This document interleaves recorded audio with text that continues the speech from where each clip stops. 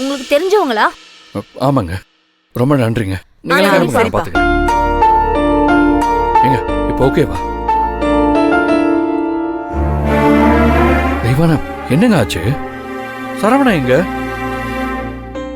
சொல்லுங்க. அண்ணே, கோவில் முழுக்க தேடி பார்த்துட்டேன் அண்ணே, யாருமே இல்ல. இவங்க கோவிலுக்கு தனியா தான் வந்திருக்காங்க போல. தனியாவா?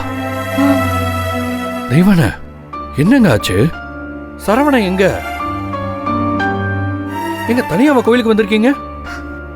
எனக்கு எதுவும் கேட்காதீங்க, எனக்கு கொஞ்சம் தனியா விடுங்க. ஏங்க, நீங்க மயக்கம் போட்டு விழுந்ததை பார்த்தோம், எப்படிங்க தனியா விட்டுட்டு போறது?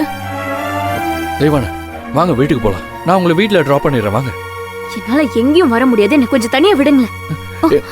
பாத்து ப்ளீஸ் விடுங்க.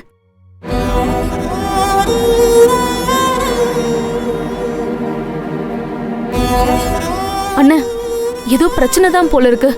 நீ அன்னைக்கு கொஞ்சம் கால் பண்ணி பாருண்ணே. சரி, நான் புனிதாட்ட பேசிட்டு வரேன். நீ அவங்கள எங்கேயும் போவான் பாத்துக்க, சரியா? சரிண்ணே.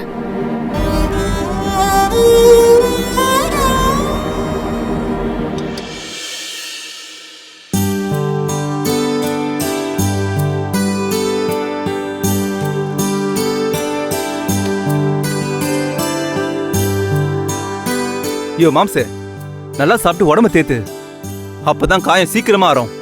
டேய், பசிக்கவே மாட்டேங்குதுடா மாப்ள, நீ வேற. ஆபரேஷன் ஆன உடம்புடா, அப்படிதான் இருக்கு. ஆனா அதை பத்தியெல்லாம் கவலைப்படாம சும்மா அள்ளி போட்டு கலந்து அடிச்சு உள்ள தள்ளிக்கிட்டே இரு, அப்பதான் தேர முடியும்டா. பா போப்பா.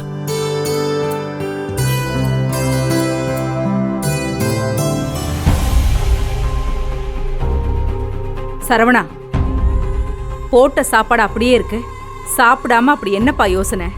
சாப்பிடு. பசிக்கலம்மா. தெய்வானை இல்லைன்னதும் மாமா முகத்தை பாத்தியா பாலா?